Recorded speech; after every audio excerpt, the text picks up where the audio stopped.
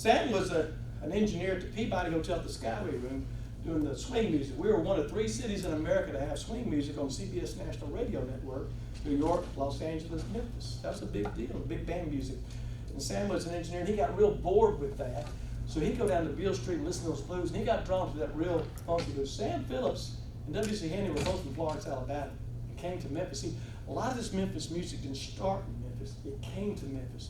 Elvis from Tupelo, Sam and W.C. from Florence, B.B. King from Ithaca, Jerry Lewis from Louisiana, Al Green from Forest City, Arkansas, Johnny Cash from Dice, Carl Perkins from Tiptonville, Isaac Hayes from Brownsville, there were Isaac Hayes from Covington, Tina Turner from Nutbush. They all came here because this is where it could happen in the area: the banking, the social, the cultural, the business capital, shopping, everything capital was Memphis. It all came to Memphis. And so in 1950, Sam started recording black artists like B.B. King and Howlin' Wolf. He really loves that sound. And what Rufus Thomas told me, Sam was looking for a white boy who could sing black music.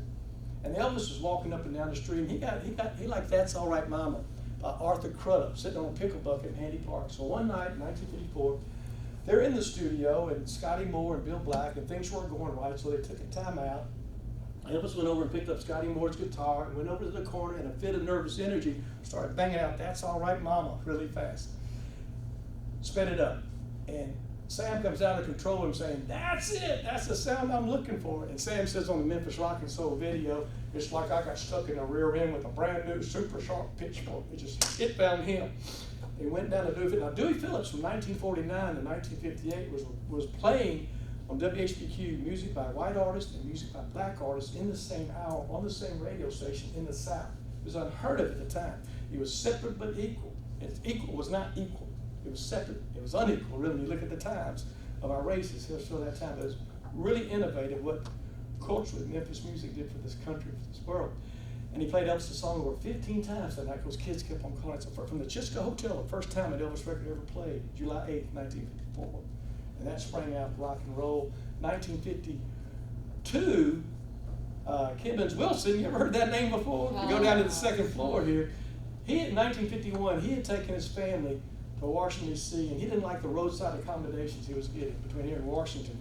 So he came, and he was a home builder. He built the house I'm selling right now in 1952, a little small ranch-style house I won't for you. But he was building homes in Memphis, so he drew up the perfect room for a family of 4.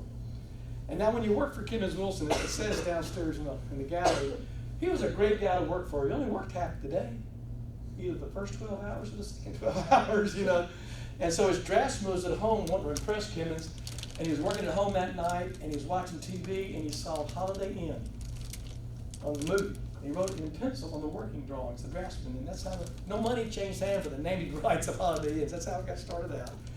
And at the same time, Wallace Johnson in 1952 was the president of the National Home Builders Association. They were meeting in Memphis. So what they did, they convinced these home builders, if you build a 2,500 square foot house, you can build a 120 room motel because all the rooms are the same, just boom, boom, boom, boom. And that's how France was the first overnight roadside lodging chain came out of Memphis. Holiday Inn. We changed the way the world traveled in 1952. And that's the guy in this building, this room. Go down and look at all that stuff in that second floor.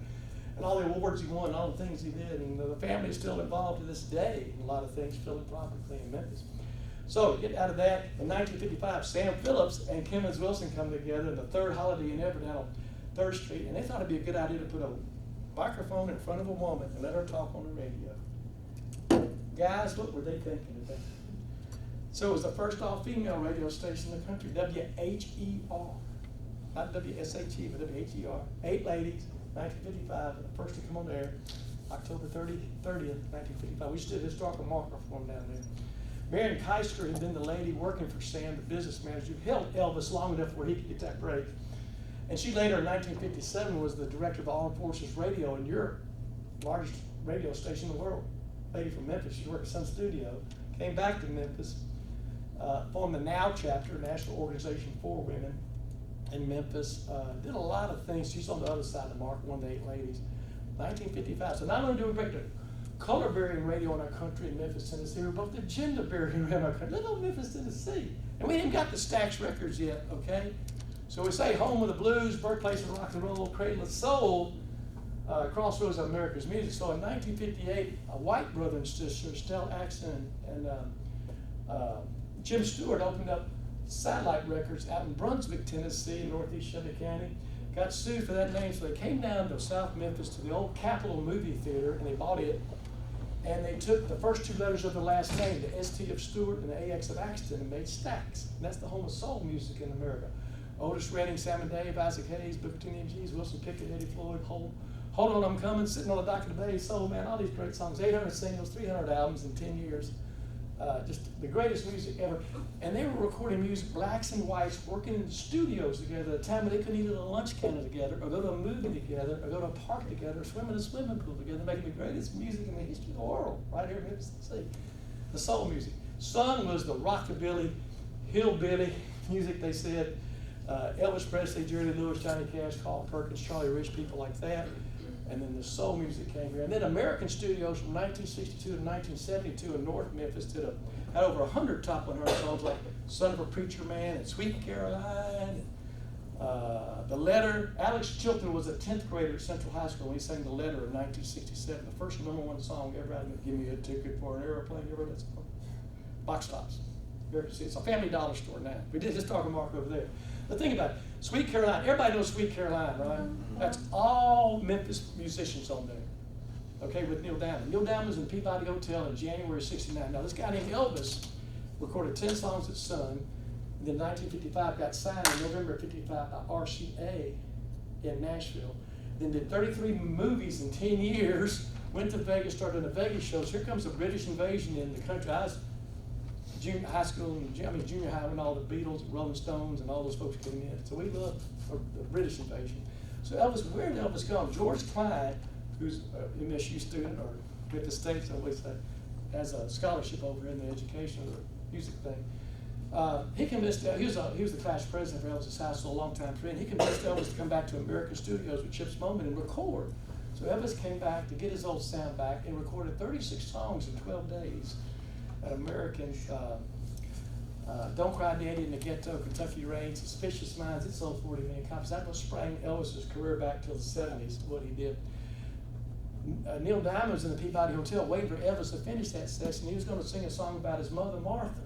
And Sweet Martha wouldn't sound right, would it? Particularly the way I said it.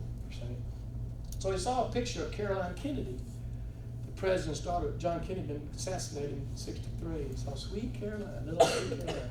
So that's what it's singing about is John Kennedy's daughter, Caroline Kennedy. That's why it's so popular up in the Northeast, and they play at the Red Sox ball games and stuff.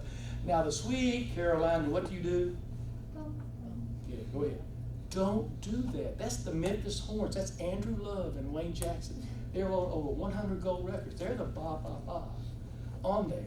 You know, that's all Memphis musicians that do that, and everybody loves that song. They were talking on the radio the other day in Knoxville. I called in and told them where it was made. You know, I said, here's a story about this. You know, a Tennessee thing. So you just never know how great our music. You know, in 1971, Isaac Hayes was the first African American to win an Oscar for Best Motion Picture Soundtrack for Shaft. He wanted to be Shaft. They had picture Richard Roundtree, so he wrote the music. Black Moses is #1. You fast forward 36 years later, and another group out of Memphis gets best song, right? 3 6 Mafia for It's Hard Out There for a Pimp. Memphis Brit. One of those guys went to Briarcrest, Juicy J. I got to hold the Oscar. It weighs about 30 pounds. You know, it ain't a fake little statue.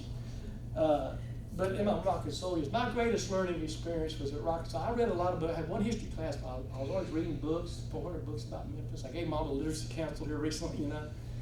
And interviewing people and listening, going to these senior citizen homes and listening to people. We had a great interview session the other day with some 94-year-old people who used to live in the general store out in Shelby Forest when it was first built as a family, because their daddy was the ranger out there, you know. But the first week I'd opened Memphis Rock and Soul Museum, I was trying to learn about our music history. I mean, I was there because I was good at running things and could talk a lot and keep things going administratively from my experience. But Sam Phillips came walking in. Somebody's got to give Sam Phillips the VIP tour about what he did. How would you like to be that guy, you know? So I went to him and I said, oh, I'd love to see Sam Phillips. So I went, now Sam, look, the Smithsonian wrote this story, Wonders installed it, and we just give the tours and turn the lights on and tell you about everything that's going on here.